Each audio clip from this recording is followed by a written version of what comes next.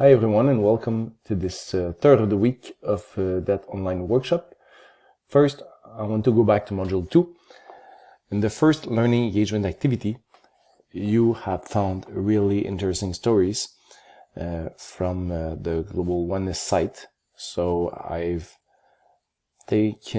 have taken time to look at the movies and stories that you've came up with that I was not familiar with. So it was always interesting to find new ideas, because these ideas, these contexts can help us to design authentic tasks. So in Module 3, we'll come back to that, but in Module 3, we want to design an authentic summative task. So doing that, we need ideas, we need a context, and the Global Issues Forum allowed us to try to find resources related to context that we can use in class.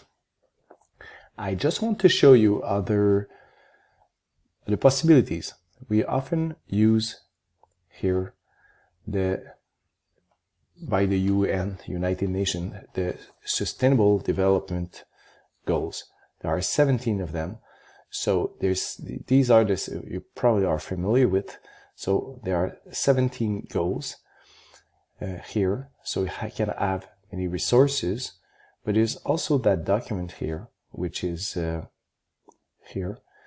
which is a document which is Education for Sustainable Development Goals, Learning Objectives, that I actually use in my interdisciplinary teaching and learning workshop. And you can download the document, but what you will be able to see is that for each of these goals, there are ideas. So here, if I can take, let's say, the first one, no poverty, and then here are like what the students could learn, and then there are topics that we can use, and these topics I'm going to like zoom in. Let's say that we would have a topic that we want to study, but these topics are often pretty much our global context explorations. So let's say that we would use importance of social welfare protection systems and measures. But whatever you use, then there are also examples of things that the students could do. So the students could plan and run an awareness campaign about poverty locally and globally. And there are many, many ideas. So I'm not going to read all of these to you, but you can easily take one of these goals and examples that things that the students can do. And these could be also good ideas, not only to design authentic tasks, but also to perhaps develop an interdisciplinary unit. Okay, so I'll go back to the module now. So the statement of inquiry, I can tell you that there are some that I haven't read yet, so I'll do that in a few hours because I was really busy with the other workshop.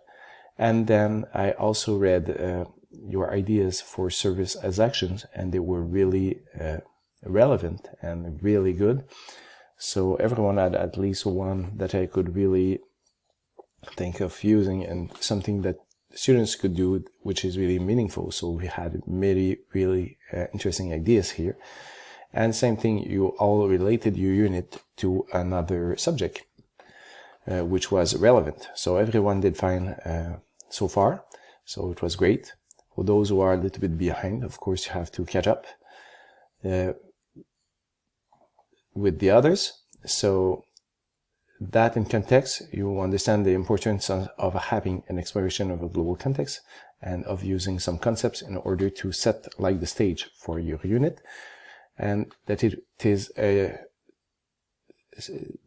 that it can lead to action, because we want to relate it to the IB mission statement. We want the students not only to be aware of the problems, but also of what they could do in order to try to solve these problems. And then that's the thing for me, which makes everything like the program irrelevant.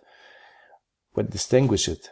Of course, there is the philosophy, the way of teaching, but perhaps you add that also. But we all have the same aim of trying to do things, to act in order to make the world better. So that is what relates us from all over the world. So I'll go now in the third module. So in module 3, the first learning engagement activity goes really fast. When you will click on it, what you want to do is only to try to say what you think. Actually, you don't have to do a lot of research for that, just what you think. To compare your answers, like at that point of the workshop, what do you think a student should know, think, and do at the end of year 3 or year 5. And that's it. Then we go to the second learning engagement activity. There is a video, but you don't have to watch a video if WAR is accessible to you. So in the module notes, there are 2 examples of tasks, one traditional task, one authentic task. So using WAR as a topic, you can still try to think, how can we do a traditional task assessment using WAR as a topic, and then try to tell what gives more flexibility for the students to show their understanding between traditional and authentic tasks, and then to try to compare and tell us how many authentic tasks you do versus traditional tasks, and we will be able to compare your answers. So it's not it's only designed to try to think about a summative task as more authentic. In the third learning engagement activity, then we really are going into the design of our task. To design our authentic summative assessment task, we can use models. In mathematics, I mainly use the GRASS model. You could use another model. The RAF model, which is included in my unit plan model, is actually more for language and literature, but the GRASS module, it can be used pretty much everywhere. So the idea is to set a goal, which is directly related to the statement of inquiry. It's what the students should be able to learn. So the students, you want the students to learn, and then the statement of inquiry. You want to give the students a role and to select an audience. So if you are a journalist talking to the community, or a scientist talking to the scientific community, but you can be a scientist talking to the general public, but you can also be a scientist talking to young children, trying to make them understand something. So you have to set an audience and a role for your task in order for it to be more authentic. And the role could be something related to something else. It could be like you are an architect, you have to design, let's say, the plan of something, and your audience is your client, for instance. So no matter what you do, you have to try to select that. For instance, as a role, there was an activity where let's say that you are a financial advisor who can try to tell a family like how they could spend their money, a budget for that. So that could be the audience, and you take into consideration their information in order to plan something which is more relevant than only to do an exercise designed to please our teacher. So what you don't want to have is that you are a student and your audience is the teacher. Sometimes the audience is the students in the class, perhaps the students attending school, perhaps their parents, perhaps whatever else in their community. So we try, the more we go outside of school, the more authentic perhaps the task will be. And of course, if the task is really directly related to something which can change things in their community, then it's more and more authentic. The situation, you explain what is the context of the task, and the product, performance, or purpose is what they will do. So we want them to do something, to be in action, to create or design, to write, to produce something, whatever it is. So you set that as well, and then you select the criteria the standards and criteria for success. So you have to select the objectives and also the objective strands associated with that from the mathematics guide. So you have to go in the rubrics that you have in order to select that. And here, if you have any questions, then we'll try to, at the end of the week, make sure that you assess strands and objectives which are directly related to your goal. So in your task, you always have to take into consideration your concepts and also the global context exploration, because you have to explain how your summative task is related to the statement of inquiry. So that's everything that you want to have in mind. So normally you try to set up an exploration. We had a global context exploration, which gave us our context, and then we have to design a task as authentic as it can be. So you pose your task, the objectives and objective strands, and also the relationship between the statement of inquiry and the task. So you can just post everything here underneath by pressing reply, but you could also try to put everything in the, as last week, in the unit planner. So if I go here, I'm going probably to download another version because I don't want to select that, but perhaps not. So we are here in the purple section. The objectives would be like AI, perhaps, probably, but the more authentic that we're going to get, probably that you'll be more doing a criterion D task actually in this assignment. Then the summative task is here. It is the class module that you are going to describe. And here, the SOI, I put it there because I want to build a relationship between the SOI and the statement, the SOI and the task.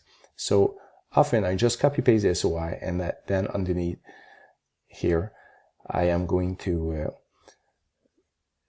put my statement, which will describes the relationship between the grasp authentic task and the statement of inquiry. So that would go there. And often I would highlight the concepts in color, like key concepts in red, related concepts in yellow, and the global context exploration in green. And doing that, we can see a clear relationship between the SOI and the task. So basically, it's to say what is in the task that allows let's say to answer or to see what's in the statement of inquiry into the task. So this is the objective here. I'm going to go back to my module here. So you can just reply once again. If you want to include your unit plan as an attachment, we have to click on the advanced button and then to underneath here to drop the file, to select the file. For the next learning engagement activity, which is task-specific clarifications forum, we have in three things that we can consider in order for our students to better understand what is intended from them in the task. To know what is the difference between level 1, 2, and 7, 8, like on the grid, what we want to do is to download the grid and edit the grid, like change a few words in order for them to understand what is intended from them for level 1, 2, 3, 4, 5, 6, and 7, 8. So I have here included a docx or a Google Doc document here that you can download and edit. So it's going to be easier than starting from the mathematics guide. The second part here, well, part 3, is to list like the oral clarifications that you can give your students for them to understand the task, and also what you could give them on the sheet in order for the students to know what to do in the task. So it's pretty straightforward. It's only to help them to know what is expected from them in the task. In the last learning engagement activity, you have to read page 90 to 94 about recording and reporting in the MYP.